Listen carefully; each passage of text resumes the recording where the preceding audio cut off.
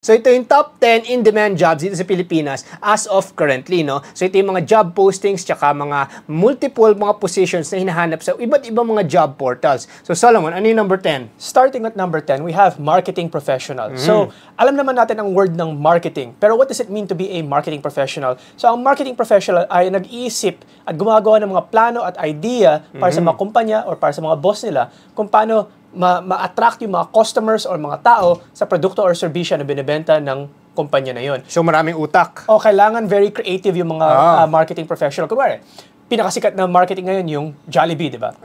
Dahil sa mga YouTube or Facebook ads nila na parang may love story. So yung sino yung gumawa ng mga cute na love story na yun na naging viral? Siyempre, yun yung mga marketing professionals. Sila yung naging writer, sila nag-isip, paano ba natin makukuha ang attention ng mga tao para mas magustuhan nila yung produkto natin? Tama. So yun yung ginagawa ng isang marketing professional. And every company in the world and in the Philippines, no matter where you go, small to large, kailangan nila ng mga marketing professional.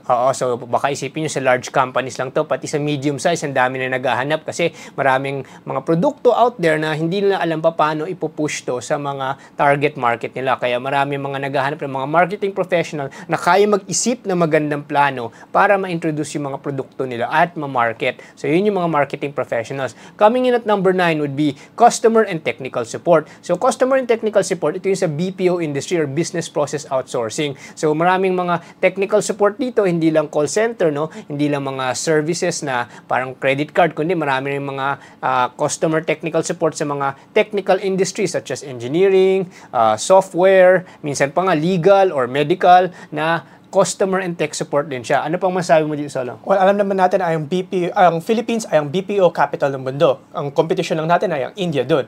Pero as of right now, marami pa rin BPO dito sa Pilipinas. And yung mga BPO, it's not always yung tagasagot lang ng mga telepono. Hindi. Minsan yung mga customer and tech support part of BPO ay para sa mga other back-end services ng mga ibang kumpanya. Kunwari nga ng accounting or even software development. Kaya nga may mga offices na rin yung mga ibang kumpanya dito. Kunwari ang Ubisoft or ang Disney. May mga offices na rin dito sila sa Pilipinas kasi ina-outsource nila yung ibang trabaho dito sa Pilipinas. So naghahanap na nga sila ng maraming mga talented na Pilipino. Pero again, maraming nga mga job openings sa mga BPO na to. Yung problema nga lang, kulang ang nag-a-apply dito sa Pilipinas o kulang ang qualified para na mag-apply sa mga jobs na to. In fact, yung mga sabi nga ng isang Employers Association, marami mga high-paying jobs ngayon sa BPO industry. Yung nga lang hindi na-fill up yung mga positions kasi out of 100, ang nagka-qualify lang 10, 15. So hindi nila ma-fill up yung 85 na positions kaya kulang na kulang talaga yung mga nagka-qualify kasi hindi naman porket may high-paying job, charity yun eh. Kailangan mag-qualify din kasi kung mga binibili nila yung mga serbisyo at talento ng mga taong kayang mag-fill in ng mga roles na mga hinahanap ng mga BPO. And I think na-mention mo rin to sa akin dati, Morgan, pero dahil sa ang daming naghahanap ngayon ng mga professional sa mga BPO dito sa Pilipinas, pero kulang ang qualified na Pilipino. So, anong nangyayari? Di ba sinasabi mo sa akin regarding sa mga Thai workers? Ang dami ng mga may kita ka sa Makati ngayon, ng mga galing Thailand pa, at iba't ibang mga Southeast Asian nations na nag-fill in ng mga positions na hindi na ma-fill in ng mga Filipino applicants kasi masyado ng high qualifications yung mga yun. Kaya sayang yung mga positions nito kasi nandito na to sa Pilipinas, nakuha pa ng mga ibang mga banyaga. So next naman is number 8, ay healthcare professional. Now, it's no secret na maraming Pilipino ay gusto maging nurse para maka-travel abroad, para makakuha ng US dollars, Australian dollars, or mga European euro, or mga Saudi Riyal kasi marami talaga naghahanap ng nurse. Pero it's not just nurse, pati doctor na rin. Alam natin na we just came, galing lang tayo sa isang malaking pandemya at nakita natin na kung gaano kakulang ang capacity ng Pilipinas para sa mga healthcare professionals katulad ng mga nurse at doctor. And no matter where you go naman in the world, nurses and doctors are some of the most highest paying jobs and they're always in demand. Tama yan kasi it spans from consultation and then therapy or even medicine dispensing. So maraming iba't ibang healthcare specialist na hindi mawawala sa in-demand jobs, no? In fact, habang tumatanda yung populasyon, mas tumadami pa yung demand nito kasi syempre mas maraming mga matatanda ang nangangailangan ng mga healthcare professionals. Okay, coming in at number 7, ito yung mga recruitment specialists. So, yung mga recruitment specialists, ito yung mga taong medyo kayang kumilatis at maghanap ng mga talento para sa mga pangangailangan ng isang organisasyon o isang kumpanya. Ano masabi mo dito, Solo? it's actually a very vital role. Kasi being a recruitment specialist, dapat makapal ang mukha mo. Oo. Kasi minsan you'll join a company, tapos kailangan nila ng mga specialist. Kailangan nila ng super na matalino na ngayon, AI engineer. I think sa kwento mo, Morgan, pati si Mark Zuckerberg at saka si Elon Musk, yung creator ng Facebook at creator ng Tesla, nag-aaway dahil dito. Yung mga bilyonaryo sa US ngayon, kasi ang hinahanap ngayon, yung mga AI specialist or magaling gumawa ng mga artificial intelligence na software and back-end. So, dahil sobrang kulang yung yung talento nito, pati yung mga recruitment specialist hindi na makahanap, kaya mismo yung mga CEO na ang nagdo-double job, no? CEO na sila ng mga kumpanya nila, nagre-recruit pa sila ng mga AI engineers kasi yung mga billionaire CEOs nag-aagawan sila, kaya pataasan ngayon ng mga offers sa mga ganong trabaho. Pero one thing we're looking for here is yung recruitment specialist, kasi ang recruitment specialist, kahit sa ang kumpanya, kahit sa mga hinire namin, pinapahanap namin yung talagang sakto dun sa trabaho, yung may experience, yung may kagalingan. So, dapat magaling siya, makapal siya ng muka. Minsan, kailangan pumunta siya sa iba't ibang mga lugar, like mga kumpanyang meron ng mga ganong tao, aalukin niya, or minsan, pupunta siya sa mga schools, aalukin niya diretso yung mga taong tingin niyang medyo may potential, magaling, matalino. So, medyo makapal yung mukha, kasi yung recruitment specialist, parang hunter yan ng mga talento, no? Hindi lang siya yung parang HR na tumatanggap lang nung mga aplikante, kundi hunter yun kasi siya na yung nagre-recruit mismo eh. Okay.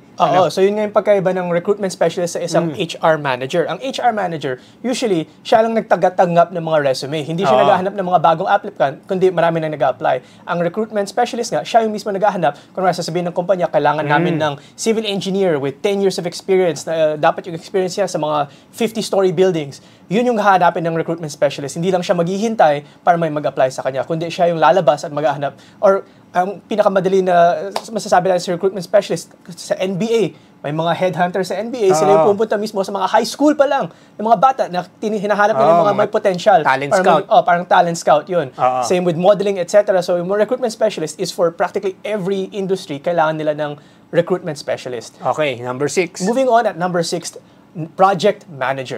Anong ibig sabihin ng project manager? Kasi what is a project? A project can be a construction site, a project can be a software development, it can be a marketing plan, etc. An event. The project manager is the person, siya yung tao na nagmamanage or parang kinukumbine niya lahat ng mga skilled na tao. Kunwari, gawin natin sa construction. Yung project manager, siya nakikipag-coordinate sa civil engineer, sa foreman, sa mga workers. Siya yung nagko-coordinate sa purchasing. Tama. Para lahat ng mga kailangan na bilhin na materials, lahat ng mga labor na magta-time in, lahat ng mga deliverables ng mga foreman at civil engineer, ma-deliver on time para matapos yung project on time. So sa project management, marami nagsabi, ako project manager ako, pero sa totoo lang, wala naman pala siyang management capability, no? Kasi project management, hindi lang siya leadership, utak, skill, and being able to think of solutions na hindi porket may problema, anong sasabihin ni boss? Boss, ano ba solution dito? Ikaw yung boss, ikaw yung project manager. Hindi mo dapat naiasa lahat ng problema, ipapakain yung solusyon sa bunganga mo. Kailangan, ikaw yung nag-iisip ng solusyon, gumagawa ng solusyon, at nagpapatakbo ng buong project kasi meron kang deadline, may start to finish, may limited resources. Make sure that all of those moving items work in cohesion, no? So, hindi porket gusto mo yung sweldo ng isang project manager, qualified ka. Kailangan talagang mayroon kang management capability as a project manager to be able to finish on time, within deadline, and finish problems in getting that project done. Okay, the next one would be number 5, social media marketer. So dahil sa panahon ng social media, marami na tayong mga social media marketing na marami mga kumpanya na naghahanap ng mga social media marketer to promote their products or services online. Ano masabi mo dito, Solo? So, ang pagkaiba ng isang social media marketer as opposed to mga taga-leaflet is mga social media marketer, they have to be very creative nga. Kasi yung marketing on social media is very different from marketing in real life. Maraming mga rules ang Instagram at Facebook. Maraming mga algorithms na kailangan nilang pag-aralan. May mga search engine optimization pa nga, 'di ba? Para mas mapansin yung mga post ninyo, mas mapansin yung mga content niyo. Kailangan konti lang yung words. So it has to be very creative and someone who can work within yung boundaries ng rules. Especially since as of today nga, Facebook has 76 million users. How do you capture the attention kung ang dami rin mga ibang nagpa-post ng mga social media marketing? How do you stand out from the rest yun yung isang klase na social media marketer. And even celebrities, even individual celebrities, sila mismo may social media marketer. Kasi kung inisip mo yung celebrity, siya mismo nagpa-post ng mga Instagram or mga Facebook post sila, hindi. Usually may isang social media person rin sila na technically pang marketing nila yun. Tama, kasi yung social media marketing, kailangan mapa-viral mo yung produkto or yung taong sinisilbihan mo at mag-iisip ka ng paraan kung paano ipepresenta, ano yung mga twist, ano yung mga salita, ano yung mga trends, para ma-market mo kasi pabago-bago ang trend. So, ang daming kumpanya naghahanap ngayon ng mga social media marketers.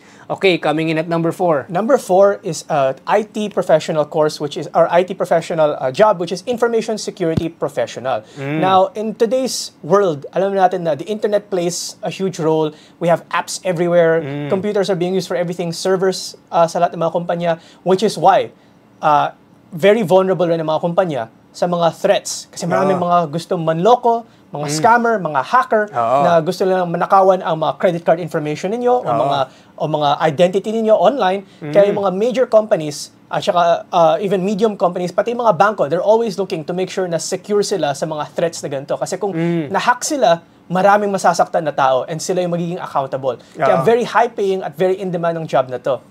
Tama sa IT security kasi in the world as we move on today, maraming mga accounts and cyber security. So hindi lang physical security, no? Dati security guard lang kailangan mo magbantay ng office mo, bahay mo, warehouse mo, subdivision mo. Ngayon meron tayong mga security guard para sa cyberspace. So ngayon very kailangan marunong siya mag-counter hack kasi mga hacker talagang hinahack yung mga accounts, yung mga information ng isang kumpanya. So cybersecurity importante yan sa malalaking kumpanya at in demand siya sa BPO industry as well.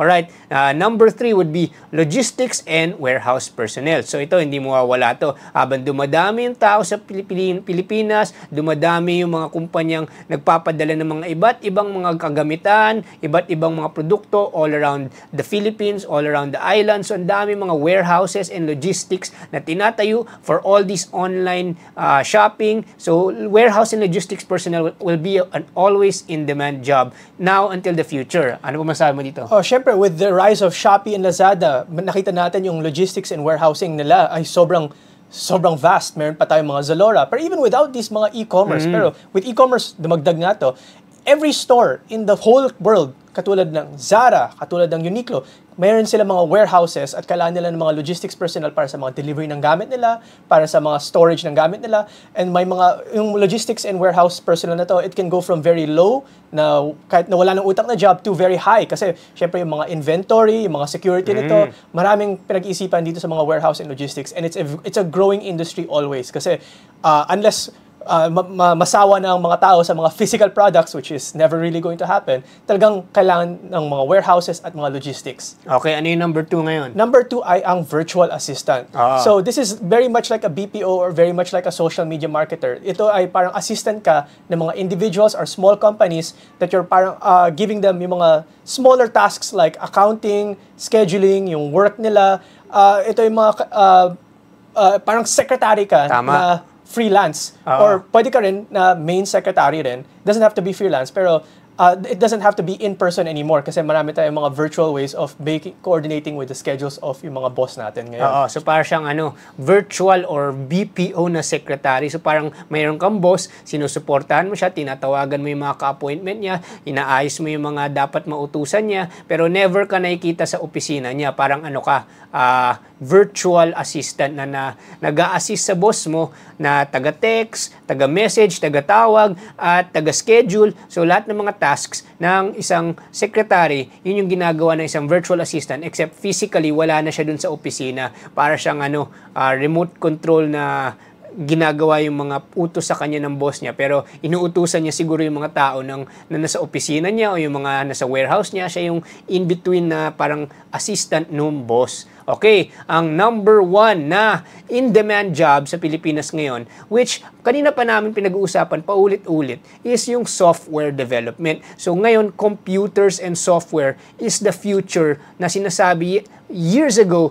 Now it's jumping with a high demand today. In fact, yung mga AI engineers na pinagsasabi namin kanina, very high-level software developers yan, Kasi yung ngayon, konti lang yung may skills na ganyan, pero maraming demand dahil sa increase of level of technology natin, kaya yung mga sweldo nito ang tataas, milyunan, hindi milyunan in peso at dollars. So ibig sabihin, umaabot ng 50 million pesos pa sa Amerika yung mga ibang mga software developers kung talagang pan-level mo, pang AI engineer. Kung hindi naman ganun kataas, matataas pa rin. So talagang pinapirate na tong mga software developer dahil napakalimitado ang meron pang nakagraduate na kayang gumawa ng mga high-level software. Ano masabi mo, Solo? Well, like you said nga, computers have always been the future, diba? And even more so today, everything that we use is connected to the internet. It has a software. Every time we use our phones, may apps yan, yung website, that's all created by software developers. So just why it's always going to be a in-demand job, especially since it's a very